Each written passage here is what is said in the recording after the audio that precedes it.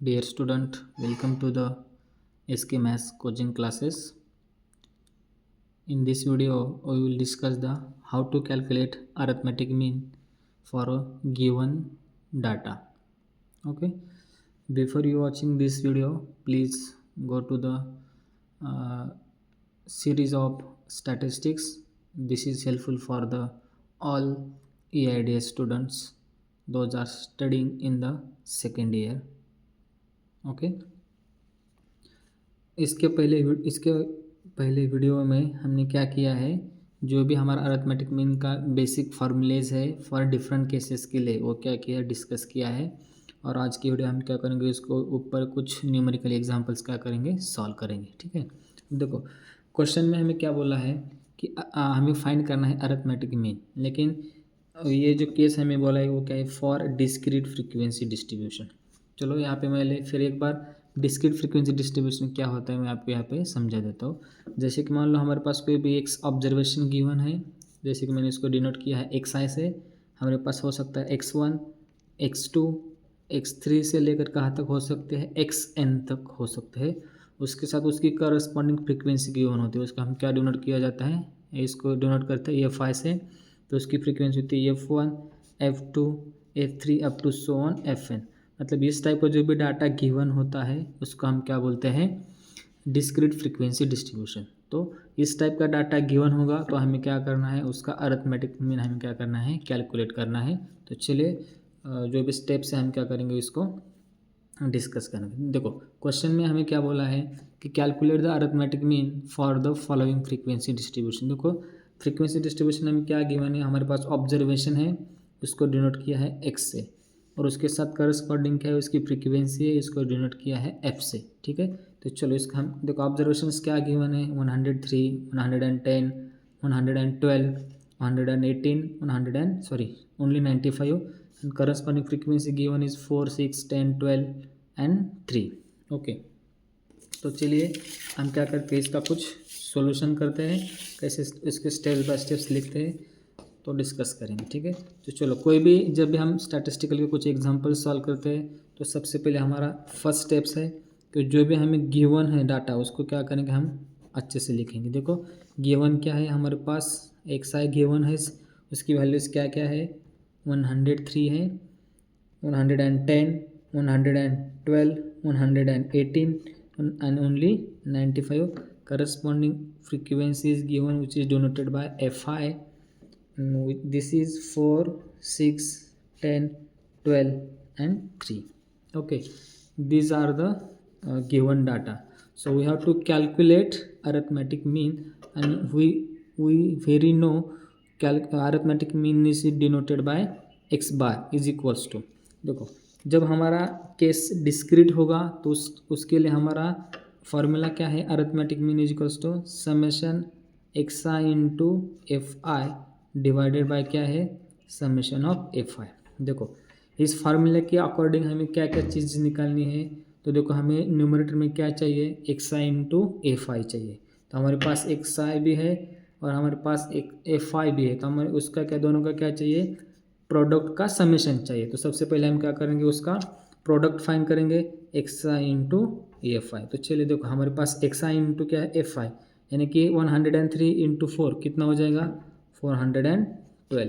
110 multiply by 6 कितना हो जाएगा, 660। सिमिलरली बाकी का भी हमने मल्टीप्लिकेशन किया तो क्या आने वाला है, 1120, 1416, और बाद में क्या आ जाएगा 95 मल्टीप्लाई बाई 3 इज़ 285। ओके, आप ये वाला कैलकुलेशन कैलकुलेटर यूज़ करके भी उसका क्या कर सकते हो, आप कैलकुलेट कर सकते हो, आपको कैलकुलेटर एग्ज़ाम में अलाउड है। ठीक है, तो देखो हमें बाद में क्या करना है, उसका सम चाहिए। सम मतलब इस सभी वैल्यूज़ का हम क्या करेंगे, एडिशन करेंगे। सिमिलरली डिवाइड में क्या है, डिवाइड में है एफ आई।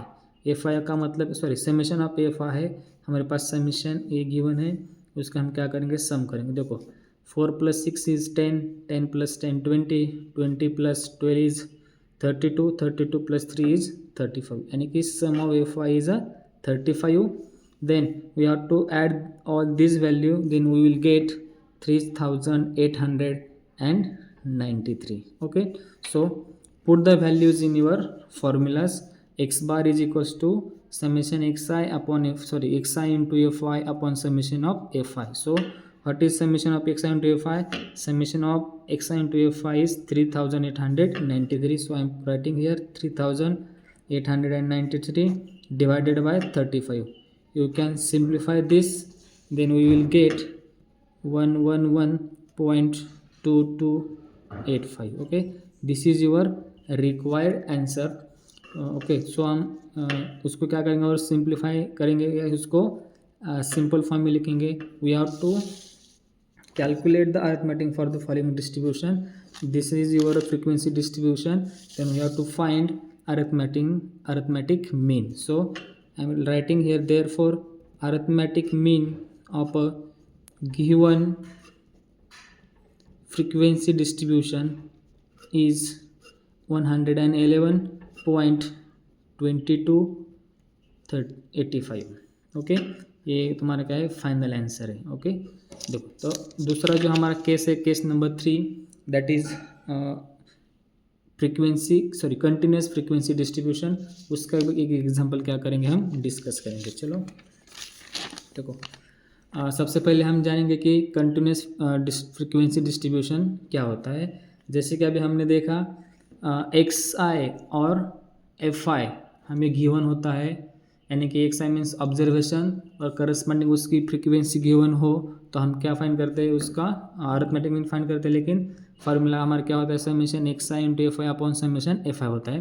तो सबसे पहले कंटिन्यूस फ्रीक्वेंसी डिस्ट्रीब्यूशन कैसे बोलते हैं. देखो यहाँ पे हमने कुछ डाटा लिया है, इसमें क्या दिया है, 0 to 500 फर्स्ट क्लास है, 500 to 1000, 1000 to 1500, similarly up to 3500 to 4000. देखो यहाँ पे जो फर्स्ट ग्रुप है, इस फर्स्ट ग्रुप की जो भी हायर वैल्यू है, या उसका हम बोलते हैं अपर बॉन्ड बोलते हैं. वही फर्स्ट क्लास का जो अपर बॉन्ड है वो क्या है, नेक्स्ट क्लास का लोअर बॉन्ड है.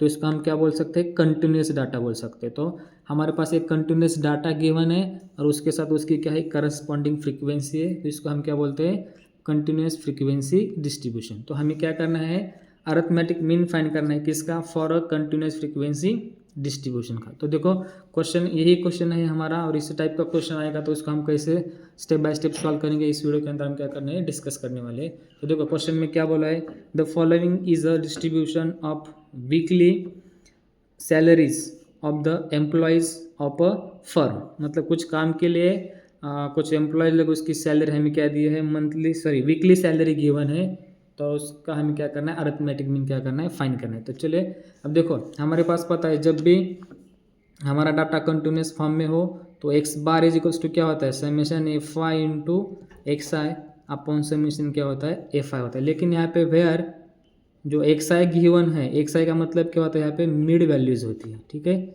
एक्स आई का मतलब क्या होता है, यहाँ पे मिड वैल्यूज होती है.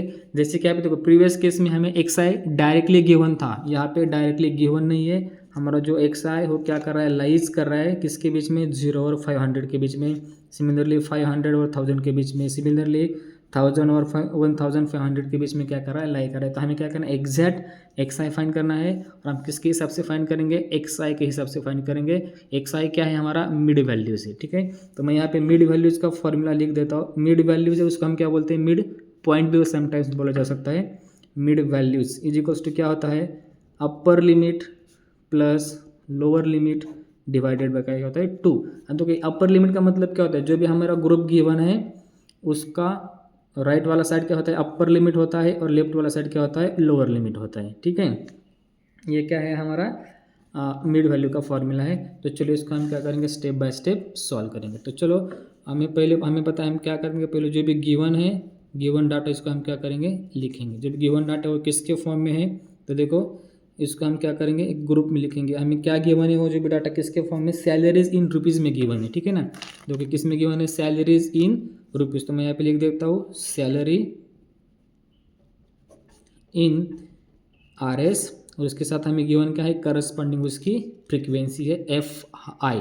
ठीक है, तो जो हमें सैलरी इन रुपीज़ किस फॉर्म में गिवन है, तो देखो सबसे पहले हमारा 0 to 5000 rupees, then 500 to 1000, 500 to 1000, और 1000 to 1500। सिमिलरली हमें कहाँ तक लिखना है, लास्ट वाले 3500 to 4000 है यहाँ पे, ठीक है। तो चलो इसको मैं कंप्लीट कर देता हूँ। 2000 to 2500, 2500 to 3000, 3000 to 3500 और 3500 टू ये क्या है हमारा 4000 है, ठीक है। ये जो भी वैल्यूज़ हमें गिवन थी मैंने उसको एज इट इज़ रखा और उसके साथ उसका करस्पॉन्डिंग फ्रीक्वेंसी गिवन कितना है 2, 8, 12, 23, 25, 29 और 1 है, ठीक है। तो चलो हमारा फार्मूला क्या है, हम फार्मूला फाइंड करते हैं। जो भी अरिथमेटिक मीन निकालने का फार्मूला क्या होता है, X bar is equals to summation X I into F I upon क्या होता है समेशन एफ आई होता है। और इसको हम कैपिटल एन से भी क्या कर सकते हैं, डिनोट कर सकते हैं। अब देखो जो हमारा प्रीवियस केस था डिस्क्रीट फ्रीक्वेंसी डिस्ट्रीब्यूशन और ये केस का हमारा कंटिन्यूस फ्रीक्वेंसी डिस्ट्रीब्यूशन, दोनों का अरिथमेटिक मीन निकालने का फार्मूला क्या है, सेम है। लेकिन यहाँ पे जो एक्स आई है इसका मतलब क्या है, मिड वैल्यूज़ है, यही इसका दोनों का क्या है डिफरेंस है, ठीक है। फार्मूला तो लगभग सेम ही है लेकिन उसका जो प्रोसीजर है वो क्या है डिफरेंट है, ठीक है। तो चलो सबसे पहले हमें फार्मूला में किस चीज़ की ज़रूरत है, summation X I into F आई हमें क्या फाइंड करना है। तो हमारे पास एफ आई तो है लेकिन एक्स आई नहीं है, तो हम क्या करेंगे एक्स आई को क्या करेंगे फाइंड करेंगे। चलिए एक्स आई का मतलब क्या होता है मिड वैल्यूज़ होता है और मिड वैल्यूज़ का फार्मूला क्या होता है upper limit plus lower limit divided bye 2। Okay, so find mid values for first class. Okay, upper limit is 500 plus lower limit is 0. 500 plus 0 is 500 divided by 2, then we get 2500. Okay, then similarly calculate all the mid values of all these classes.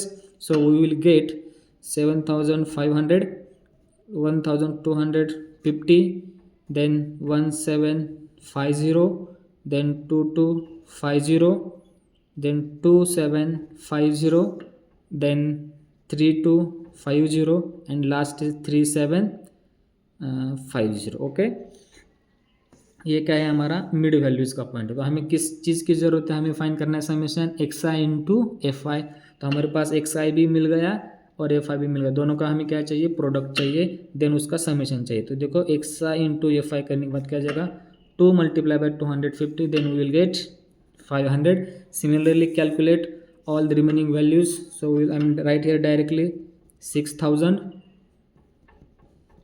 15,000, 40,250, 56,250, then 55,000, then 29,250 and last is 3,750। ये क्या है हमारा product of X I into F I. Then we have to find summation of this, तो we have to sum add the all the values, then right here we will get 20,06,000 and divided by we have to find summation of fi.